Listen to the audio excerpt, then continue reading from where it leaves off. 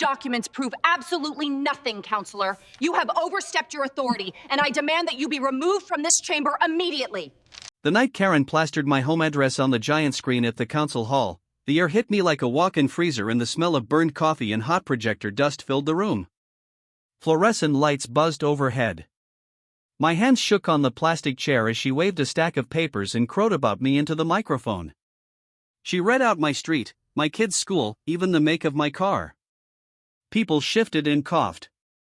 I watched my life glow on the wall like a mugshot slideshow and thought, this is it. This is the line. If you ever wrote a headline for my life, it would be, Karen doxed me at the council hall after 63 pages, had no idea I am their state attorney. Because that is exactly what this fight turned into. It started way smaller. A trash can left out for 1 extra hour. A garden flag she claimed broke visual harmony. 3 notes on my door in 1 week, all signed with her perfect HOA secretary handwriting. By May 3, 2024, she had filed 8 formal complaints on me.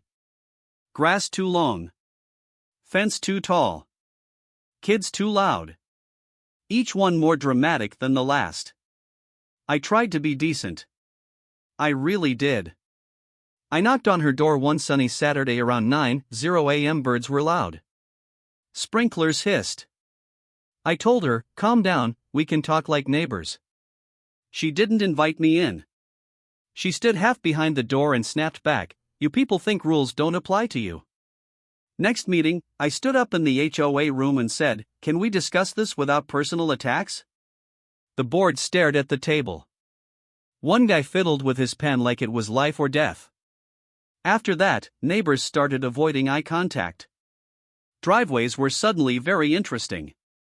You could feel the fear of her emails in the air.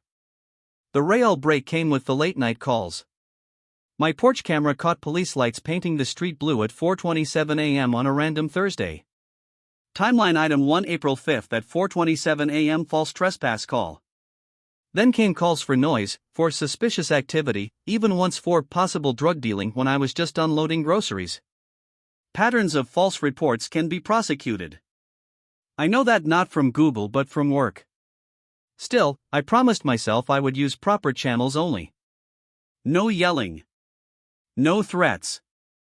Just rules. I lined up photos, emails, and call logs in a binder. I built a clean timeline, down to dates, license plates, and incident numbers. Here's the part Karen didn't know, my day job I never talk about at block parties. The file landed on my desk with 63 pages after I requested all public records related to our HOA address cluster. Police reports. Body cam notes. Anonymous complaints that were not anonymous at all once you read the text. Same phrases. Same handwriting scanned in. Same shaky story over and over. I didn't take the case myself, ethics rules matter.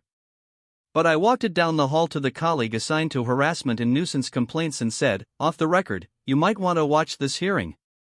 Then I put in a formal conflict notice and waited. So there we were, at the council hall on a humid Tuesday night, cold air blasting, the smell of fresh asphalt drifting in from the lot outside. Karen marched to the podium first, grabbed the mic, and started her show. She held up those pages like holy text and began reading my information into the record, loud and proud. That was her big move.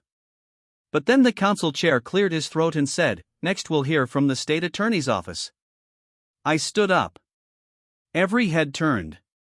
I walked to the same podium she had used, placed my badge on the wood, and said my name and title into the mic. Her jaw actually dropped. The projector switched from my address to the complaint timeline. Clip after clip rolled of her calling in lies.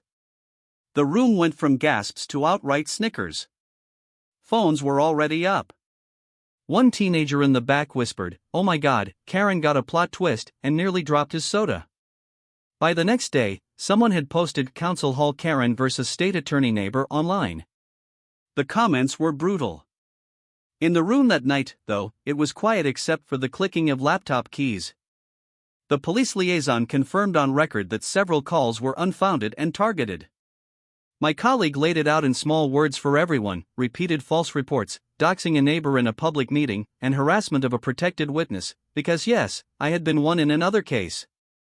The council voted to censure her and refer the matter for possible charges. Her precious HOA board quietly removed her as secretary within a week. She was also hit with fines just over $3,000 and a no-contact order that included my family. Now, evenings on our street are boring in the best way. No more 9:00 p.m. patrols by Karen with her phone out. Kids ride bikes. Someone started a little free library under the old oak tree. The new HOA president actually waves when he drives by. A neighbor who once pretended not to see me showed up with a warm peach pie and a shy smile and said, "I'm sorry I didn't speak up sooner." I told her, "It's over. We're good." Justice doesn't always look flashy. Sometimes it's just peace and quiet and no blue lights at 4:00 a.m.